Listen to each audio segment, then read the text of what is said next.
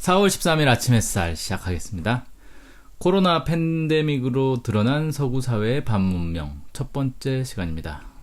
두 번째는 다음 주에 나올 것 같네요. 1. 아수라장.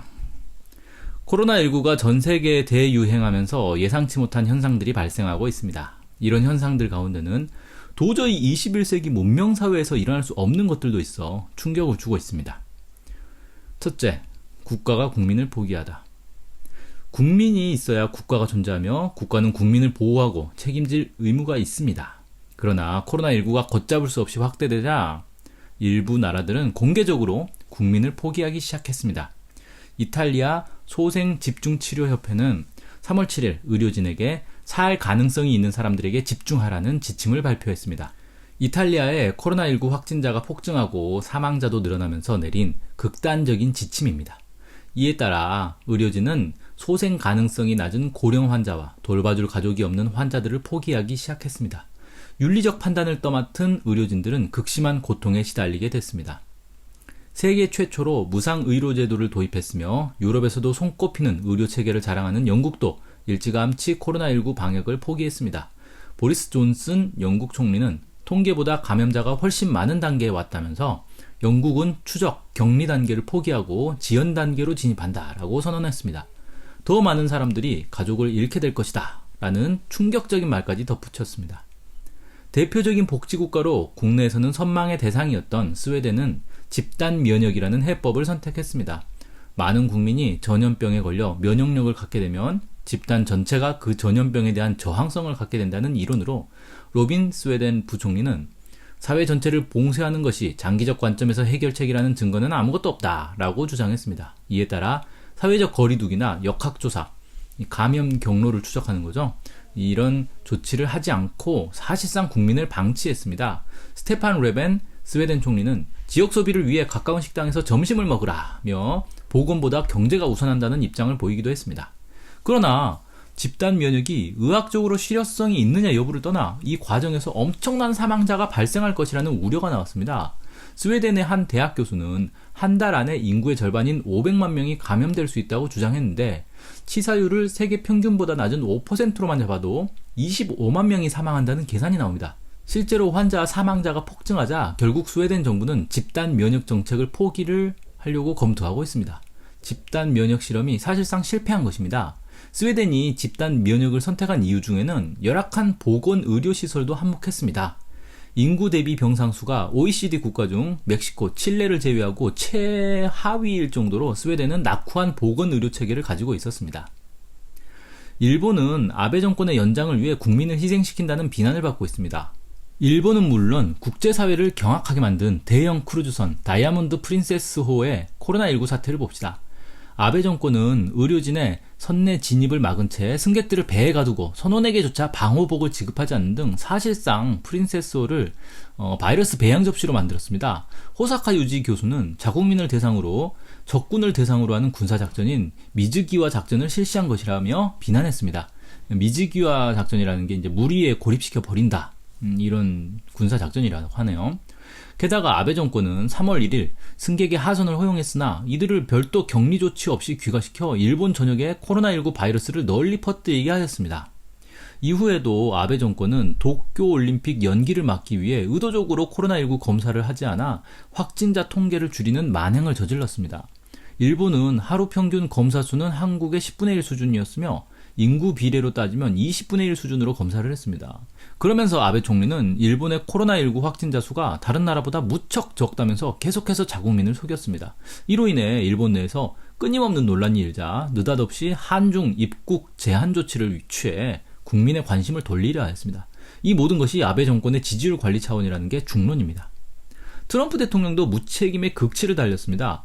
트럼프 대통령은 코로나19 사태 초기에 감염자가 한두 명 나올 수 있다 라면서 우리는 잘 통제하고 있다 라고 자신했습니다. 그러면서 감기처럼 별것 아니다. 백신 개발이 머지않았다. 4월이 되면 바이러스가 마법처럼 사라질 것이다. 주식 투자의 적기다 라며 온갖 거짓말을 늘어놓으며 국민을 속였습니다. 심지어 미국 질병관리본부가 마스크 착용을 권고하자 트럼프 대통령은 강제 사항이 아니라고 강조하며 마스크를 쓰지 않아도 됩니다. 저는 쓰지 않을 것 같네요. 라며 국민을 우롱했습니다. 국가가 국민을 포기한 최악의 사례는 브라질입니다.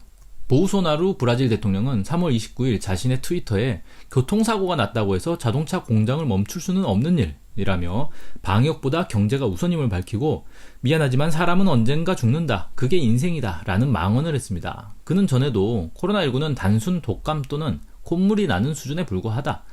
코로나19 공포는 언론의 속임수라고 말해 국민의 분노를 샀습니다. 브라질은 현재 중남미에서 최악의 코로나19 피해를 입고 있습니다. 이처럼 세계 여러 나라 정부와 정치 지도자들이 국민을 방치하고 포기하는 무책임한 모습을 보이고 있습니다. 여기에는 선진국을 자처하는 나라들도 대거 포함되어 있습니다. 이런 상황이다 보니 일부 나라들에서는 거리에 시신이 뒹구는 처참한 상황까지 나오고 있습니다. 21세기에 믿을 수 없는 모습입니다. 둘째, 문명을 포기한 사람들. 코로나19가 전 세계로 급격히 확산하는 가운데 문명과는 거리가 먼 모습을 보이는 사람들을 곳곳에서 쉽게 찾아볼 수 있습니다. 미국과 유럽, 일본 등지에서는 사재기 열풍이 불고 있습니다. 원래 미국이나 일본은 천재지변이 있을 때마다 사재기가 빈번하게 일어나기에 그리 놀랍지는 않나 유럽에서는 흔치 않은 현상입니다. 대형마트들은 사재기를 하지 않아도 공급이 충분하다. 모두가 살아남으려면 사재기를 중단해야 한다. 라고 호소하지만 아무 소용이 없습니다. 그런데 신기한 건 사재기가 생필품이 아닌 두루마리 휴지에 집중되고 있다는 것입니다. 세계 곳곳에서 휴지를 사재기하려는 쟁탈전이 벌어지고 있는데 해외에서 비싼 배송료를 물어가며 두루마리 휴지를 구입하는 사람은 그나마 양호한 편이고 홍콩에서는 흉기를 들고 휴지를 강탈한 강도가 등장했으며 호주의 한 마트에서는 휴지를 쓸어 담는 사람에게 한 팩만 달라고 했다가 머리채까지 잡아가며 격한 몸싸움을 하는 사건까지 발생했습니다. 코로나19가 확산되는데 왜 휴지를 사재기하는지 상식적으로 납득하기 어렵습니다. 확실하지는 않지만 마스크 재료가 휴지의 원료로도 쓰이는 종이라서 휴지가 부족해질 것이라는 소문 때문이라고 합니다.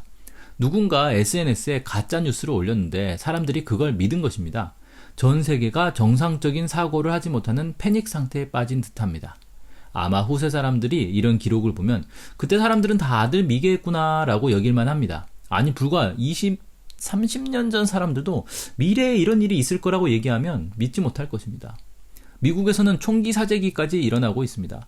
전국적으로 총기 판매가 급증하고 총포상에는 총을 사려는 긴 줄이 이어졌습니다. 미국인은 원래 나와 가족은 정부가 아닌 내가 무장을 해서 지켜야 한다 라는 인식이 강합니다. 미국인들은 코로나19 사태가 장기화되면 정부 기능이 마비되고 사회 불안으로 폭동이 일어나며 식료품과 생필품을 차지하기 위해 약탈이 시작될 것으로 예상합니다. 어제까지 인사를 나누던 이웃이 오늘은 내 집을 털러 들이닥칠지 모른다는 공포가 미국인에게 만연해 있습니다. 미국인 가운데서도 특히 아시아계 미국인이 총기를 구비하고 경계를 강화하고 있다고 합니다. 실제 위협을 받고 있기 때문입니다. 미국 내 한인 소상공인들과 기업들 내에서 1992년 LA 폭동의 악몽을 떠올리며 두려워하는 목소리도 나옵니다. 코로나19 치료를 한다며 어처구니 없는 일을 벌인 사람들도 속출합니다. 이란에서는 잘못된 소문을 믿고 공업용 메탄올을 마셨다가 40여 명이 사망했고 200여 명이 치료를 받고 있습니다. 한국에서도 집안을 소독한다며 메탄올을 뿌리다 급성 중독을 일으켜 병원에 실려간 사람이 있습니다. 인터넷상에서는 표백제를 마시면 코로나19를 치료할 수 있다. 참기름을 피부에 바르는 게 효과가 있다는 등 황당한 가짜 정보가 돌아다니고 있습니다. 중국인을 중심으로 아시아인에 대한 혐오와 위협도 심각합니다. 여행객이나 유학생, 이민자들이 길을 가다가 봉변을 당하는 사례가 늘고 있습니다. 21세기에도 인종차별과 혐오가 판을 치는 안타까운 상황입니다. 아시아인에 대한 차별만 있는 게 아닙니다. 지난 4월 1일 장폴 미라 프랑스 파리 코친병원 집중치료실장은 TV 토론에 출연해서 아프리카에서 성매매 여성을 대상으로 에이즈 시약 연구를 한 사례가 있다 라면서 마스크, 의약품, 집중치료실이 없는 아프리카에서 코로나19 백신 연구를 해보자 라고 제안했습니다. 아프리카인을 실험용 동물로 취급한 것입니다. 주변 사람을 염장지르는 부자들의 행태도 눈에 띕니다. 일부 부자들은 도심지를 떠나 가족과 함께 시골이나 인적이 드문 곳, 섬 등에 가서 휴식을 즐기고 있습니다.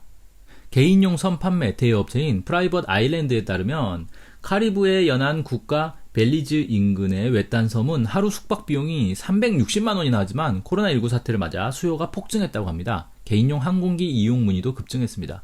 부자들 중에는 수영장이 딸린 지하 대피소를 사들이는 이들도 있습니다.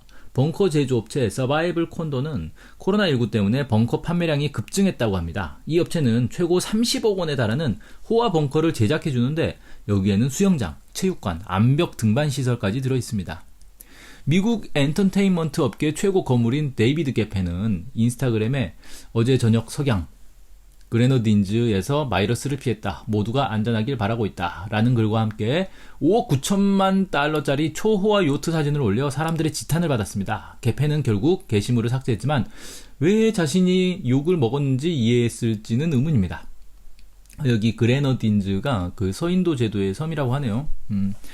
혼자 이제 배를 타고 섬으로 도망을 간 거죠. 자, 전 세계가 코로나19로 고통받지만 이 상황에서도 부자들은 일반인과는 전혀 다른 삶을 살고 있다는 것입니다. 돈은 많은지 몰라도 인간다움은 전혀 느낄 수 없는 부류죠. 셋째, 현대판 해적의 등장. 세계 각국이 미국을 현대판 해적이라며 비난하고 나섰습니다. 독일이 3M 중국 공장에 주문한 의료진용 마스크 20만 장이 태국에서 항공화물 환적을 하는 중에 사라지는 사건이 발생했습니다.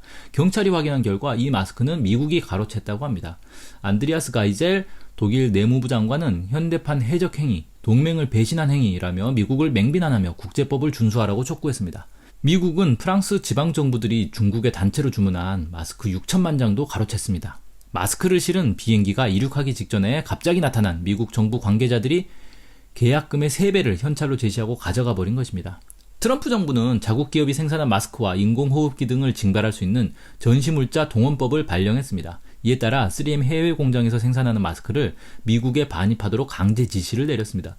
이 마스크는 캐나다와 중남미 의료진에게 판매할 마스크였습니다. 3M 측은 인도주의적 문제가 제기되고 해당 국가의 보복을 유발해 역효과가 날 것이라고 난색을 표했습니다. 마스크를 구매하기로 계약한 트루도 캐나다 총리도 미국을 비난했습니다. 미국은 마스크만 해적질한 게 아닙니다. 지난 3월 독일 회사가 코로나19 백신 개발에 진전을 보이자 미국인이 거액을 제시하며 독점 특허권을 요구한 사건도 있었습니다. 이 회사는 제안을 거절했고 독일 정부는 인류 생명을 거래 대상으로 삼아서는 안 된다고 발표했습니다. 이쯤 되면 미국은 국가 차원에서 마트 사재기를 하는 나라로 볼 수 있습니다. 모두가 힘을 모아 인류에 닥친 어려움을 이겨내야 할 때 자기만 살겠다고 사재기를 하는 미국. 만약 서구 사회가 멸망한다면 10중 8구 미국 때문일 것입니다. 넷째, 신천지가 창궐한 대한민국. 대한민국은 코로나19 방역의 모범국가로 꼽힙니다. 그러나 21세기에는 존재할 수 없을 것 같은 모습도 결코 적지 않습니다. 코로나19로 전 국민이 그 존재를 알게 된 신천지부터 봅시다. 신천지는 1984년 등장한 사이비 종교 집단인데 그간 온갖 사회 문제를 일으켰지만 널리 알려지지는 않았다가 이번에 코로나19 급속 확산의 주범으로 등장하면서 온 국민의 지탄을 한몸에 받았습니다. 그런데 놀라운 건 이런 사이비 종교 집단의 신도가 무려 20만 명이 넘는다는 것입니다. 스스로를 성령, 재림주라 부르는 교주 이만희가 영생불멸한다고 믿고 그의 인정을 받는 14만 4천 명만 구원받는다고 여기는 사람이 이렇게 많은 것을 어떻게 이해할 수 있을까요? 신천지만 황당한 게 아닙니다. 이런 신천지를 노골적으로 감싸는 정치인도 있습니다. 바로 미래통합당 정치인들입니다. 황교안 미래통합당 대표는 신천지를 특정 교단이라 부르며 책임을 물어서는 안 된다고 주장했습니다.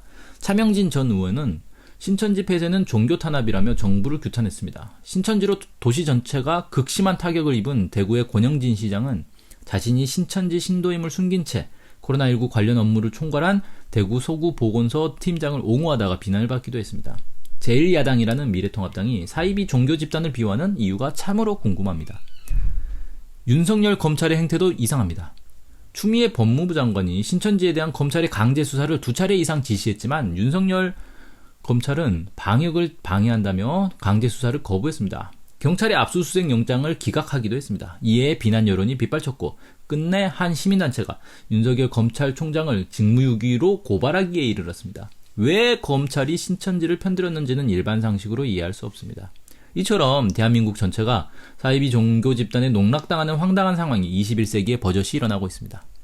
코로나19와 관련해 상식에 어긋나는 현상은 이뿐만이 아닙니다. 원래 평소에 적대하던 정치 세력들도 국난이 닥치면 일단 싸움을 멈추고 단결하는 게 상식입니다.